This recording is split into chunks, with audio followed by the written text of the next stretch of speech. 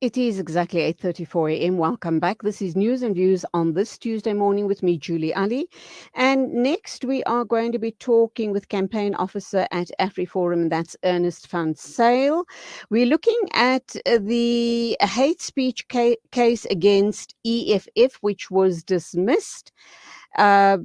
To my surprise, but then one never knows what the issues were and how it was unpacked as far as defense is concerned. And of course, also the prosecution team. Um, let's try and unpack as to why we believe that the case was in fact dismissed. Was this in fact hate speech? What and how did the judge sitting in on this case, what were the comments he made when he dismissed the AfriForum case? And I do hope that AfriForum is going to appeal the judgment. A very good morning to you, Ernst van Zyl. Welcome to the program. And I guess you are possibly as surprised as I am regarding this judgment. Good morning, Julie. Yes, it was a surprise, the judgment. I think me and my entire team at AfriForum thought that we argued our side very well and that the evidence was overwhelming, that chanting "kill the Boer, kill the farmer" and singing about killing people very brutally is hate speech.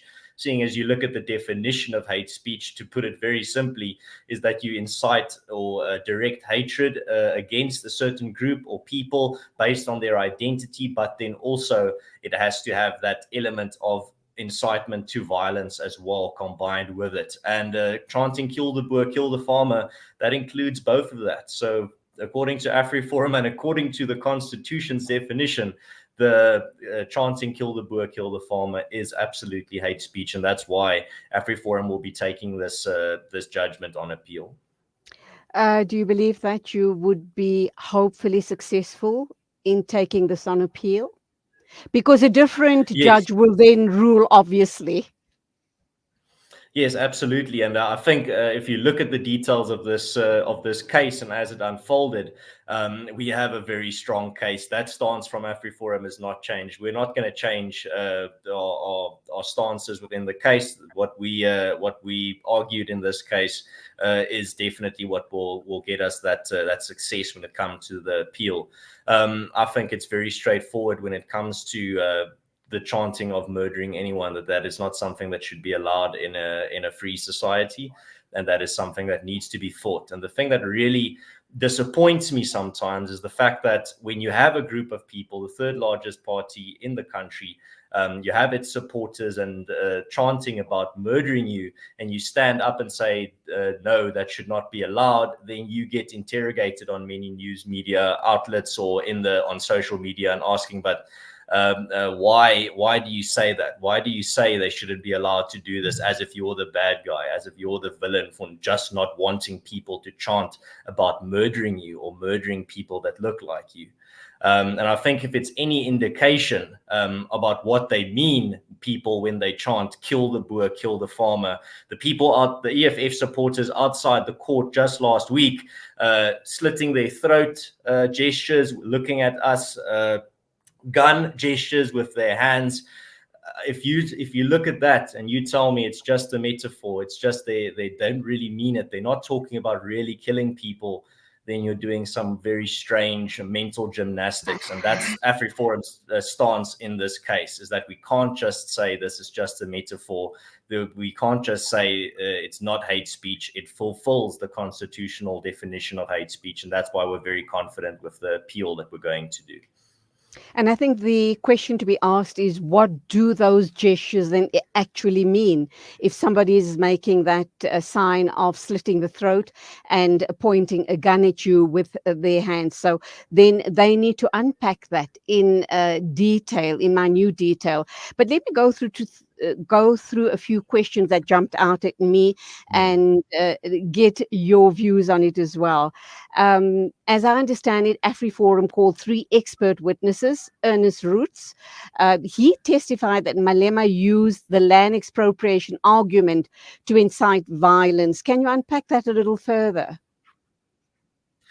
Well, I'll do it to the best of my ability. Ernst Roots is the expert in that regard, seeing as he wrote an entire book about the relation between hate speech and farm murders and this type of violent rhetoric.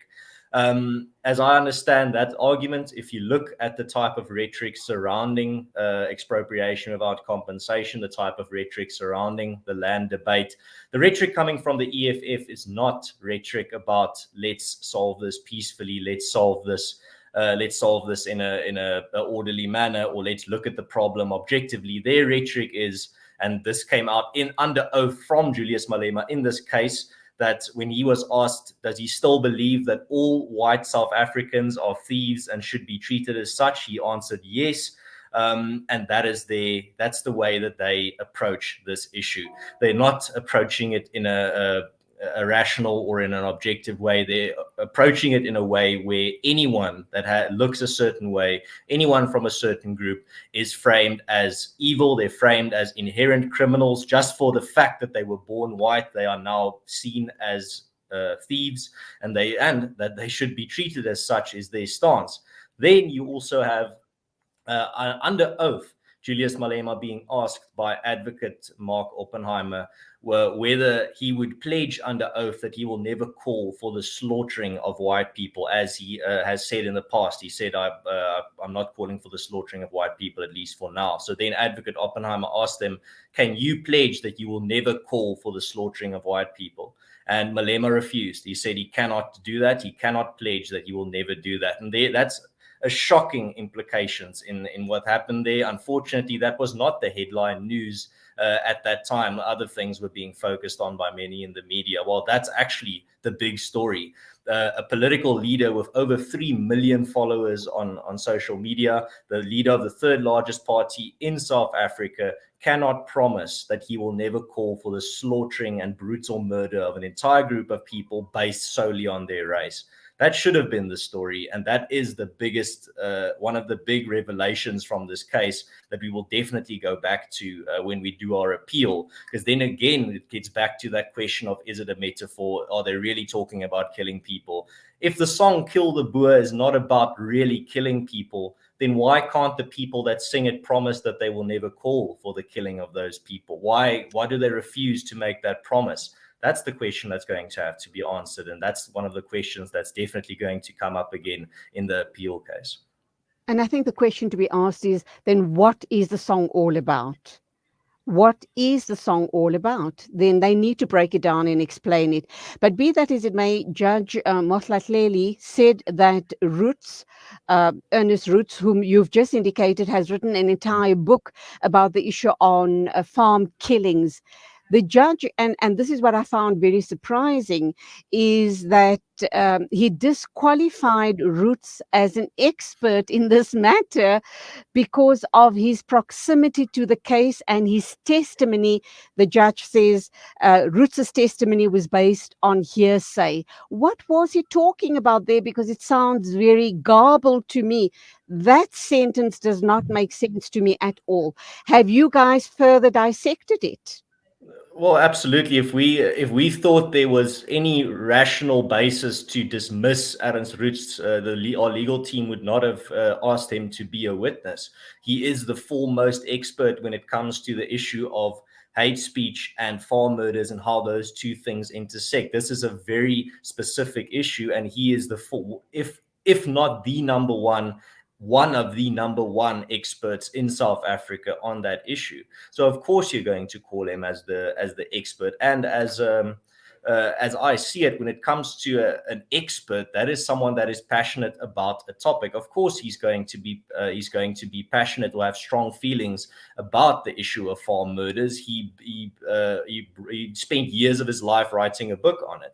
So it is a very absurd thing to disqualify him as an expert when why would we not use the strongest expert that at our disposal on this issue if he is available to us?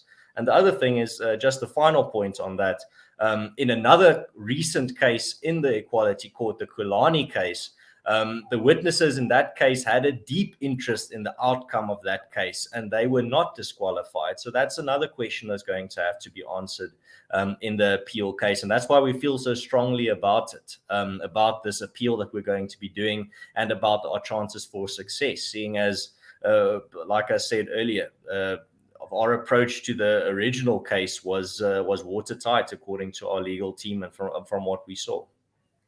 Are we referring to the John Kwelani case just now? Yes. Yes. Okay. Yes, I am aware of that case as well. Let's look at Gabriel Kraus from the Institute of Race Relations. The judge again said he was found not to have assisted the court in his testimony. It was rejected as he is not an expert. I find that strange, but be that as it may, the judge went on to say that AfriForum failed to show that the song incites violence. What more did the judge want AfriForum to show? That's very strange that he said that, seeing as our very argument in that case, and this is the standard for hate speech, is that it isn't about whether it leads to violence or not. The question is, does it incite violence? Is it inciting violence? If you go on a public platform and you tell your followers to go murder your political opponent, and they're too cowardly or they don't do it, you still incited hate speech. Just because the people that you told to go do a murder didn't do it doesn't mean you didn't commit hate speech. So that's a very strange line of reasoning, to say that the criteria is that we need to prove that there's a correlation between the singing of the song and the murder of farmers. Otherwise, it's not hate speech. That's absolutely not true. That's not what AfriForum argued. That's not the criteria for hate speech. That's not the legal precedent when it comes to hate speech. It's a very bizarre, to say the least, stance. And again, I don't think when we take this on appeal that we're going to see that again in the next court, seeing as we very clearly made the argument that it is the criteria for hate speech is about whether it incites violence or not whether the people that hear that hate speech then go and commit the crime, even though many cases were presented in Ernst van Zyl's testimony that did link the singing of Kill the Boer to farm murders. Like, for example, a case their farm, and the words "Kill the Boer" were written in blood on the wall of their farmhouse. Okay, let's just go back to the word incite. It's, as you've said, you're not saying incitement does necessarily mean go out and kill a white man or a Boer, but it's about, the principle is about planting that idea and changing the mindset. So whereas in the past, Black people or other people may not have even had this ideation of kill the Boer, kill the farmer, or one bullet, one farmer, one bullet, one white. That's another issue as well. But it talks directly to what we're unpacking here. It's about planting that idea, and at some point in that person or that group's life, they're going to start changing their ideas about incitement and carrying out that idea, carrying out that thought process about killing the white or killing the Boer, because according to history, according to Azapo, I think you received the clip of the interview yesterday, they claim that the issue around this whole story of incitement, kill the Boer, kill the farmer, goes back centuries, about whites overtaking, colonizing the land, and disadvantaging the Black people. I indicated then, you might have listened to the interview, that we've had 30 years of democracy, and look where we're at. Look at the corrupt politicians, look where we're at. We're almost on our knees as a country. But the person that I interviewed yesterday from Azapo dismissed that Mm. thought process of mine. Your thoughts? Mm. Well, Julie, it's very simple. As an Afrikaner, my ancestors were put into concentration camps by the English, by the British Empire. But I would never support someone, an Afrikaner, going out in public and singing "Kill the Brit" or "Kill the Englishman." I would never do that because that's wrong. That's hate speech. That is inciting violence. So even though there was a harm and a wrong committed in the past, I'm not going to then try and correct it with a wrong in the future. All you're doing is you're trying to fill a old pothole by digging a new one. You can't. A wrong in the present does not correct a wrong in the past. That's something that's a very basic tenet of morality. That's something that you're taught as a very young child, is that you don't solve cruelty with more cruelty. You don't solve violence with more violence. You don't solve something that happened in the past by committing atrocities to people that didn't even exist in the past.